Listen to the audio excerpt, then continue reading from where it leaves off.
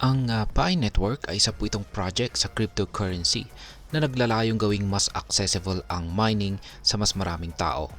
Hindi po tulad ni Bitcoin o Ethereum na nangangailangan ng mga mamahaling hardware, ang Picoin ay minimina gamit lamang ang isang mobile app.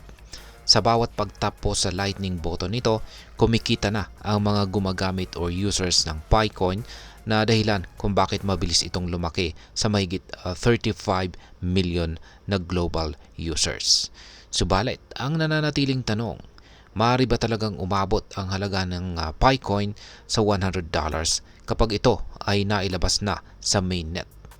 Kaya ayan po ang siyang ating pag-uusapan sa video na ito. Pero bago po tayo magpatuloy, ay nais ko lamang po munang bigyang linaw ang aking disclaimer kung saan ang nilalaman po ng video na ito ay hindi po ito isang financial advice. For education and information purposes lamang po ang layunin nito. Ayan, ano ang posibilidad ng $100 na price target para sa Picoin? Mayroon pong ilang dahilan kung bakit pinaniniwalaan na posible ang $100 na price target ng Picoin. Una ay ang paglago ng kanyang ecosystem. Isa po sa mga critical na layunin ng Pi Network bago ang mainnet launch ay ang pagkakaroon ng ecosystem na may totoong gamit sa totoong buhay. Sa kasalukuyan ay mahigit 27,000 sellers na ang rehistrado sa Map of Pi, isang decentralized app na nag-uugnay sa mga negosyo na tumatanggap ng Pi bilang bayad. Kung magpapatuloy po ang ganitong paglago, tataas ang demand para sa Picoin. Pangalawa ay ang kumpletong KYC verification. Ayan, ang isa pong mahalagang kondisyon para sa mainnet launch ay ang matagumpay na identity verification o KYC ng mga users. Sa ngayon, malapit nang matapos ang prosesong ito na magbibigay daan upang magamit ang Picoin sa mainnet environment. Ang natitirang grace period ay nakatakdang matapos po ngayong November 30. Kaya yan, ilang araw na lamang. At ang pangatlo ay ang crypto market momentum. Yan sa pagtaas po ng interest sa cryptocurrency at inaasahang paglago ni Bitcoin papuntang $100,000, posibleng makisabay po itong si Picoin sa bullish trend na ito. Nitong October, umabot na ng $100 ang Picoin. Ito po yung IOU token na bersyon dahil sa excitement sa mainnet launch. Bagamat bumaba po ito sa $44.95 noong November 12.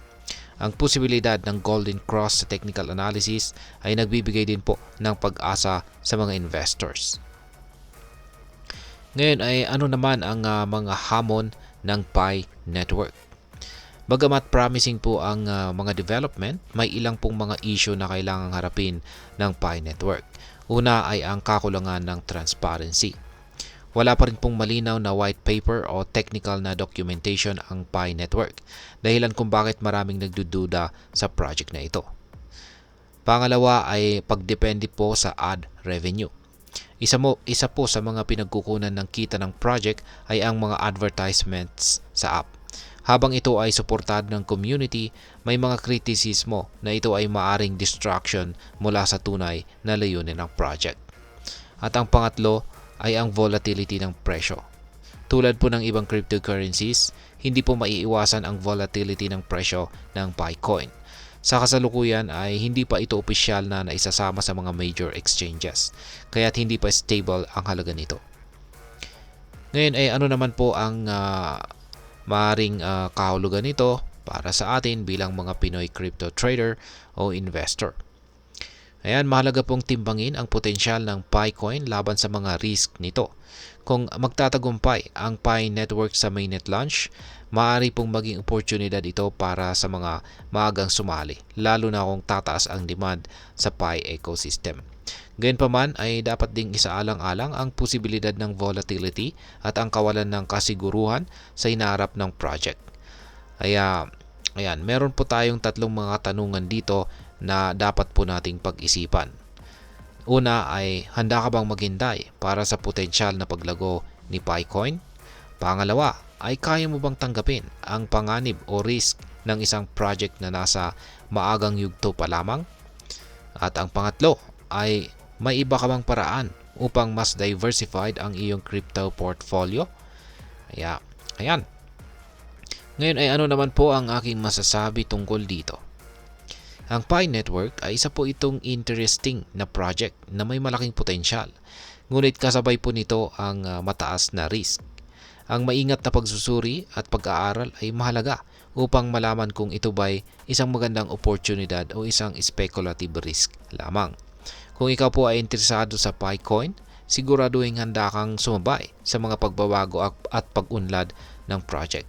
Ang kalalabasan po ng mainnet launch ang siyang magiging tunay na sukatan ng tagumpay na ito.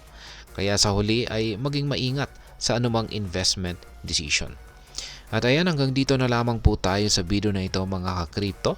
Sana po ay inyong nagustuhan ang aking paliwanag sa video na ito.